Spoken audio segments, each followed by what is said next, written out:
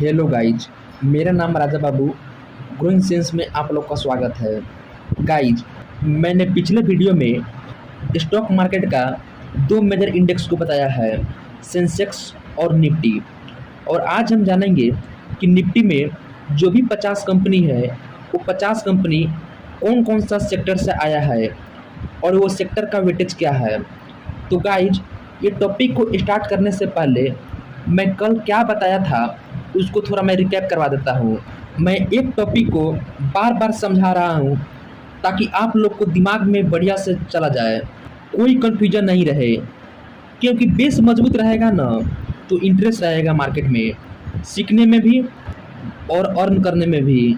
तो चलो स्टार्ट। जो इंडेक्स होता है वो मार्केट व्यू को बताता है, मार्केट डायरेक्शन को बताता है कि मार्केट का जो डायरेक्शन है अप साइड है या डाउन साइड है, इसका जो व्यू है बुलिश है या बेयरिश है। यानी ये कहने का मतलब है जो स्टॉक मार्केट का इंडेक्स है एक प्रकार का सेंटीमेंट देता है कि भारत में जितने भी कंपनी हैं ये सब बुलिश मूवमेंट में चल रहा है या बेयरिश मूवमेंट में चल रहा है। और मैंने ये बताया था कि शेयर मार्केट में दो मेजर इंडेक्स है, सेंसेक्स एंड निफ्टी। तो सेंसेक्स जो होता है वो बीसी का मेजर इंडेक्स है और जो निफ्टी है एनएसई का मेजर इंडेक्स है। यहाँ तक तो सब क्लियर हो गया। अब देखो, यहाँ पे लिखा हुआ है सेंसेक्स और यहाँ पे लिखा हुआ है निफ्टी। सेंसेक्स में 4 पॉइंट है और निफ्टी में 4 पॉइंट है। तो 4 पॉइंट में ये 2 पॉइंट छोड़ दो, सेंसेक्स का भी और ये निफ्टी का भी।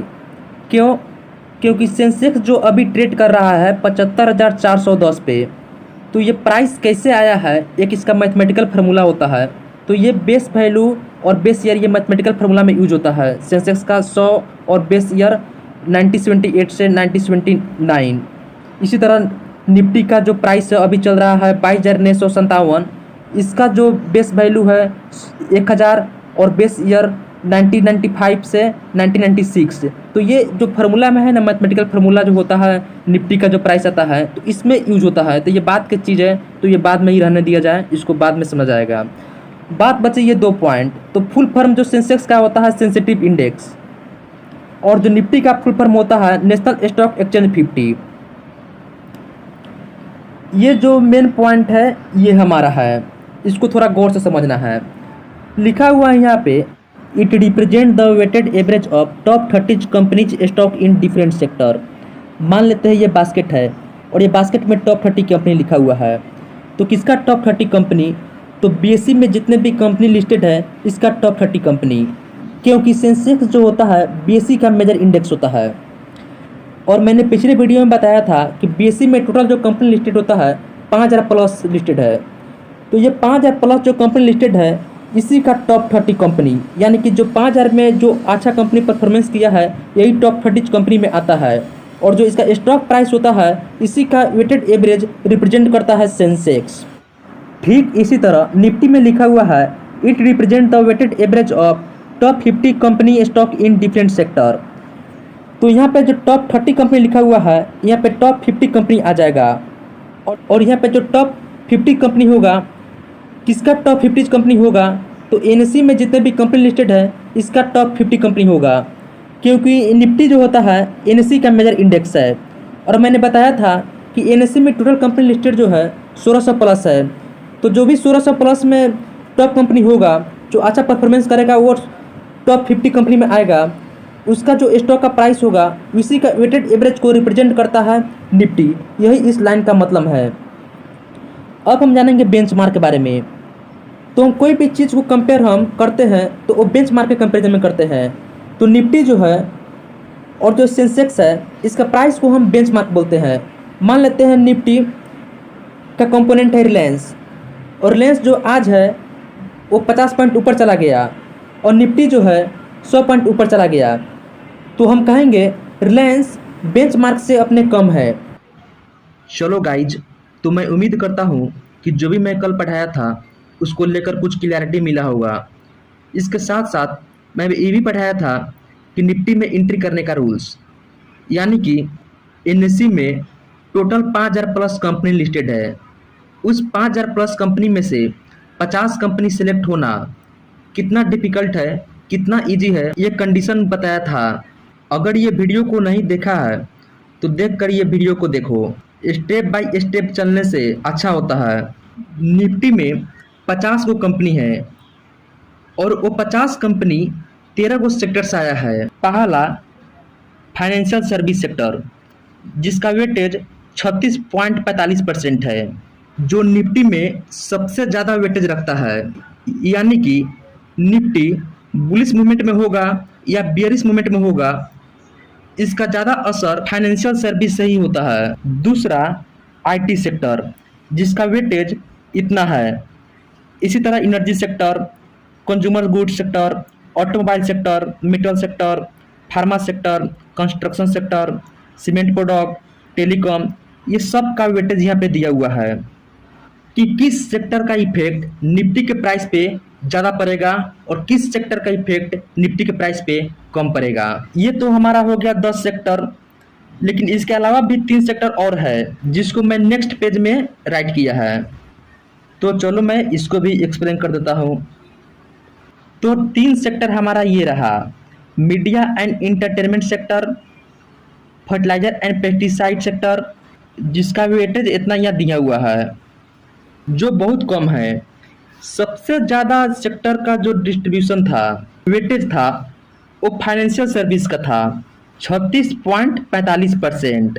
निफ्टी 50 में 50 कंपनी है और फाइनेंशियल सर्विस सेक्टर का वेटेज इतना है। तो फाइनेंशियल सर्विस सेक्टर में तो बहुत सारा कंपनी होगा। तो फाइनेंशियल सर्विस का वो कौन सा कंपनी है जो निफ्टी 50 में है? तो ये हमारा कंपनी है फाइनेंशियल सर्विस सेक्टर का जो निफ्टी में वेटेज रखता है, जिसका संख्या 9 है। पहला HDFC बैंक, दूसरा HDFC, ICICI bank, Kotak bank, SBI, IndusInd bank, Bajaj finance, Bajaj Finserv, yes bank, जिसका वेटेज यहाँ पे मैंने लिखा है। फाइनेंशियल सर्विस सेक्टर का इतना तो वेटेज मैंने बताया, लेकिन फाइनेंशियल सर्विस सेक्टर का वो कौन सा कंपनी है जो निफ्टी में सबसे ज़्यादा वेटेज रखता है? तो वो 2 कंपनी है, HDFC बैंक और HDFC, जिसका वेटेज 17% है। आईटी सेक्टर रिलायंस का निफ्टी में बहुत ज़्यादा वेटेज है, यानी कि 10% इसका भी वेटेज है रिलायंस का। अगर निफ्टी 50 में ट्रेडिंग कर रहे हैं तो रिलायंस का चार्ट को देख सकते हैं, क्योंकि इसका भी वेटेज अच्छा है। तो जिस कंपनी का वेटेज ज़्यादा है उस कंपनी का हम चार्ट को देख सकते हैं। अगर निफ्टी 50 में ट्रेड कर रहे हैं तो इसको कंपोनेंट मानकर। इंडियन स्टॉक मार्केट में बहुत सारा इंडेक्स है, लेकिन 2 मेजर इंडेक्स है स्टॉक मार्केट में, सेंसेक्स एंड निफ्टी। लेकिन इसके अलावा भी बहुत सारा है, जैसे में निफ्टी फाइनेंशियल सर्विस इंडेक्स, जिसको शॉर्टकट में हम फिन निफ्टी कहते हैं। ये fin Nifty financial service sector का इंडेक्स है। ये फिन निफ्टी में भारत का टॉप 20 कंपनी आता है फाइनेंशियल सर्विस सेक्टर का, और ये जो भी 20 कंपनी आता है बैंकिंग सेक्टर से आता है, इंश्योरेंस सेक्टर से आता है, NBFC आता है यानी कि non banking financial corporation, financial institution से आता है, हाउसिंग फाइनेंस से आता है और अदर फाइनेंशियल सर्विसेज से आता है। बैंक कहो तो भारत में बहुत सारा बैंक है। तो कौन सा बैंक आता है? तो HDFC बैंक आता है, कोटक बैंक आता है, महिंद्रा बैंक आता है, ICICI बैंक, SBI और एक्सिस बैंक। इंश्योरेंस कंपनी में Bajaj Finserv, HDFC life, SBI life और इसके अलावा 2 कंपनी और आता है। इसी तरह NBFC में बजाज फाइनेंस, बजाज होल्डिंग, इसके अलावा 3 कंपनी और आता है। फाइनेंशियल इंस्टीट्यूशन में PFCN REC, हाउसिंग फाइनेंस में HDFC और अदर फाइनेंशियल सर्विस में HDFC asset management and Piramal enterprises. Bank Nifty index, bank Nifty index जो है बैंकिंग सेक्टर का इंडेक्स है। इसमें भारत का बैंकिंग सेक्टर का टॉप 12 को कंपनी आता है, जिसको मैं यहाँ पे राइट कर दिया है। यहाँ पे 10 से किया है, लेकिन 2 और है, इसका वेटेज बहुत कम है, इसलिए मैं ये 2 को राइट नहीं किया है। बैंक निफ्टी में 4 गो कंपनी है जो सबसे ज़्यादा वेटेज रखता है।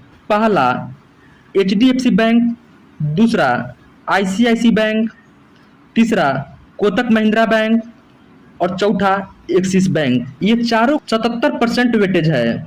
इसीलिए अगर बैंक निफ्टी में हम ट्रेडिंग कर रहे हैं तो इसका भी चार्ट देखना है कंपोनेंट के रूप में, जिससे फायदा क्या होगा कि मार्केट में ट्रैप नहीं होंगे। बैंक निफ्टी का चार्ट और फिन निफ्टी का चार्ट दोनों अप्रोक्सीमेटली सेम ही दिखता है, क्योंकि ज्यादातर जो कंपनी बैंक निफ्टी में है वो फिन निफ्टी में है।